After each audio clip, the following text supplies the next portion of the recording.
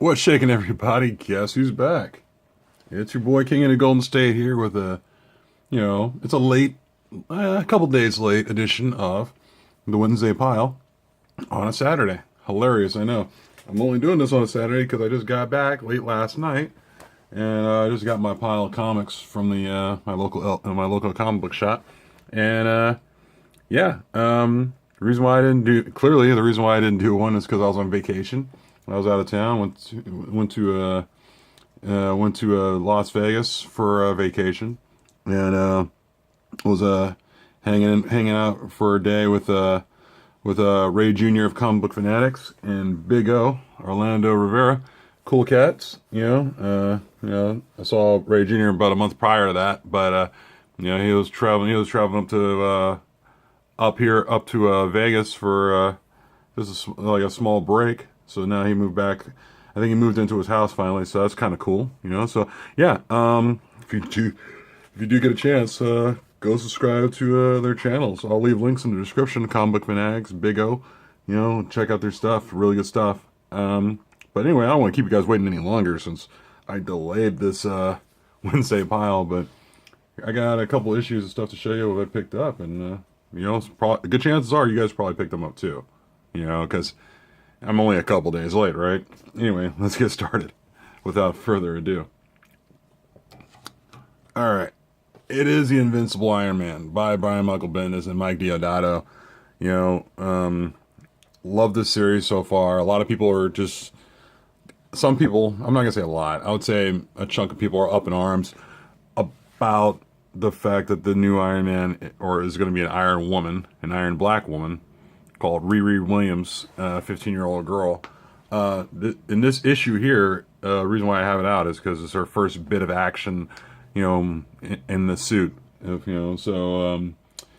lot of people are up in arms over that whole thing about, Riri Williams replacing Iron Man.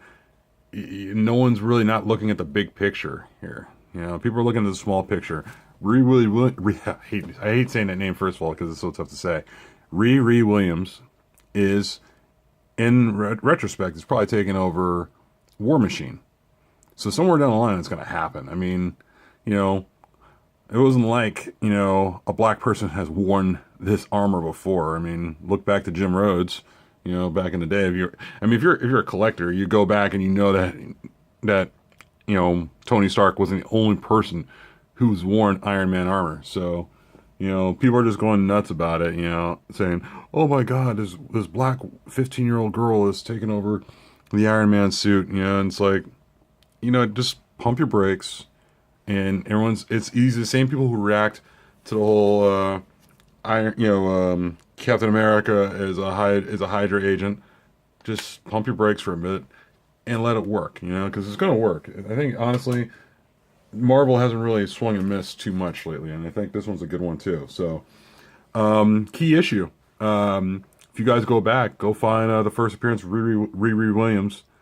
God, try saying that 10 times fast.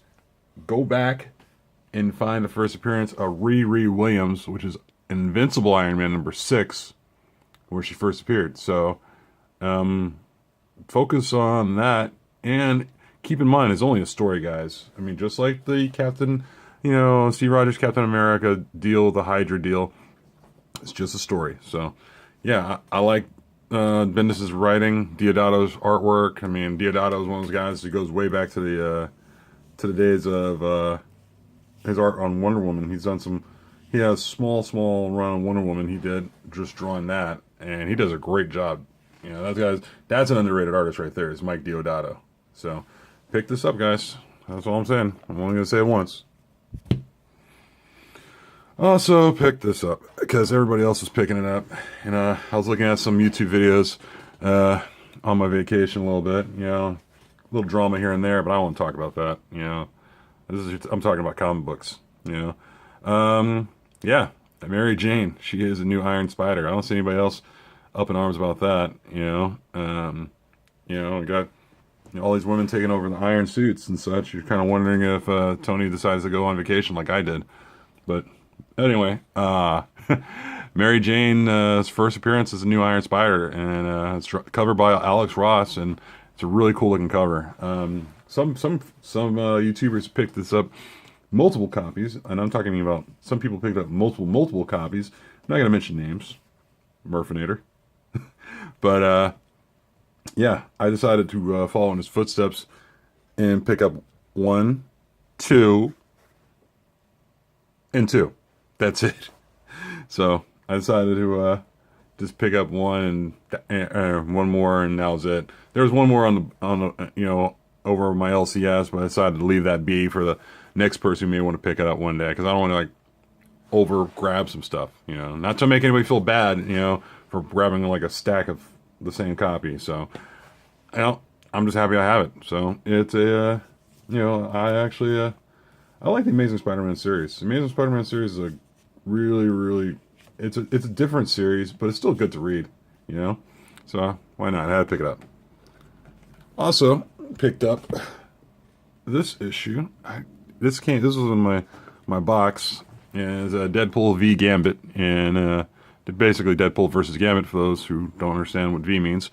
And this is a variant cover. I didn't have the original cover in my box, but one thing I didn't notice until I saw this, and this art did look familiar. Who drew it? If I can get that thing to focus. Focus, you bastard. There. Larry Stroman. If for anybody who's picked up comics going back to the 90s and have picked up like the X Factor, comic books back in the day, Larry Stroman was one of those artists for the series, and he was a very good artist in my opinion. I liked Larry Stroman.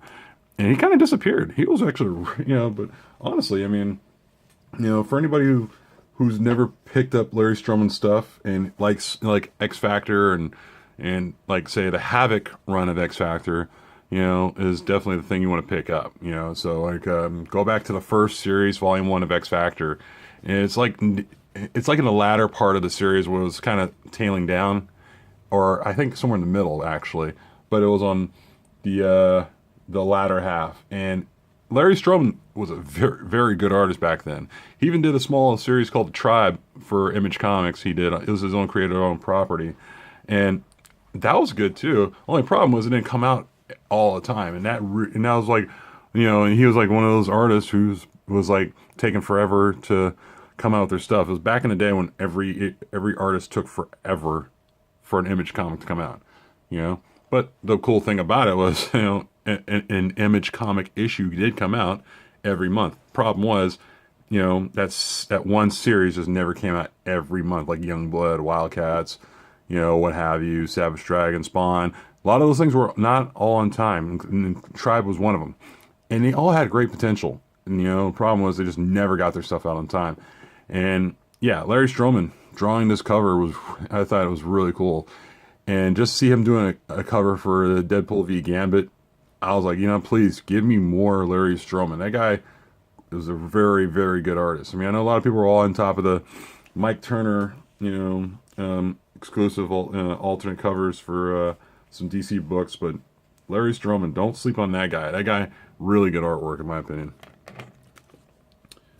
Also, picked up some of these rebirths.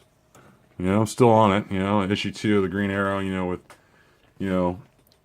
the God, I'm sorry, I'm drawing a blank. I'm getting back from vacation, guys. Neil Adams. Neil Adams did a cover on this one, and as far as the original cover here, I want to say I haven't got around to opening this yet. So just catching up, guys. So I would say give me a second because Juan Ferreira, I think it's Juan Ferreira. And, Green Arrow series, so far so good. I still like it. Especially when you have covers by Neil Adams. Look like he might be doing those covers regularly. So, but I'm actually liking Juan Ferreira stuff too. It's some good stuff. So, if there's a title you're not sure about and you need something to add to your pull list, pick up Green Arrow. I liked it. Looking forward to reading this too.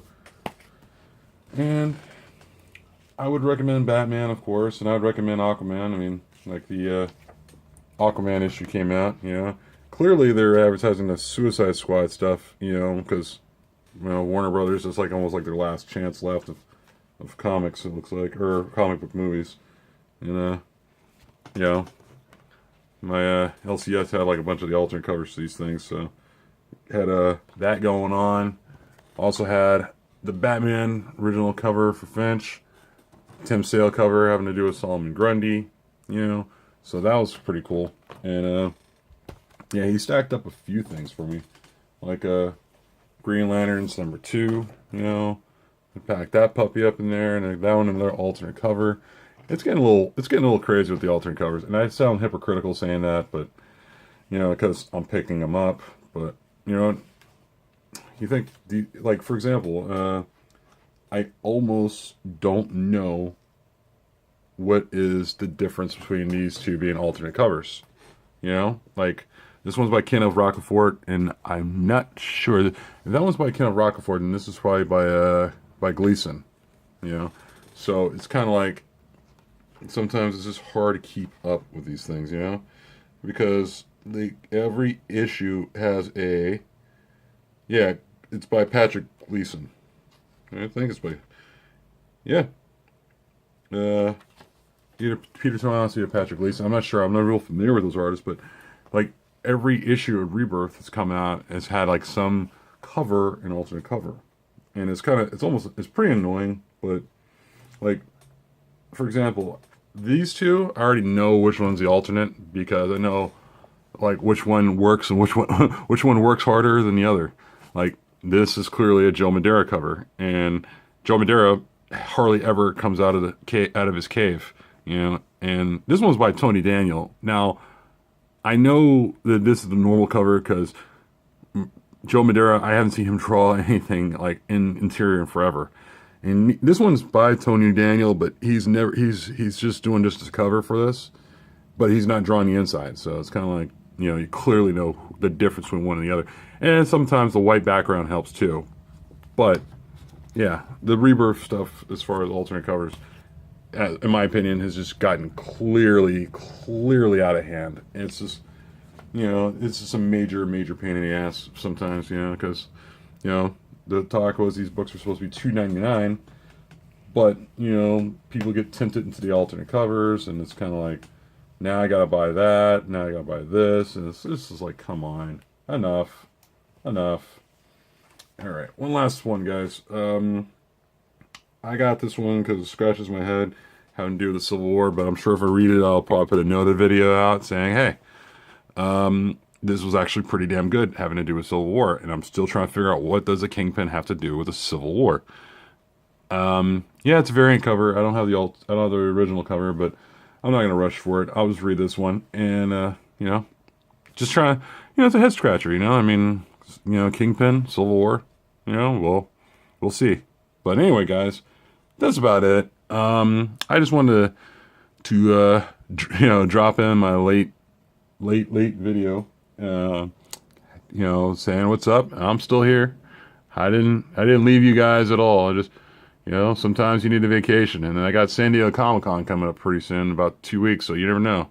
I might try to get something in like during the time of the con, or I might just wait until the con's over and then do everything all, you know, just splooge all over you guys with a bunch of other stuff. So that's about it, guys. I'm gonna get going. I'm probably gonna throw a couple other videos out here, so keep your eyes open. Like, comment, subscribe, and I will talk to you guys in the next video. Peace.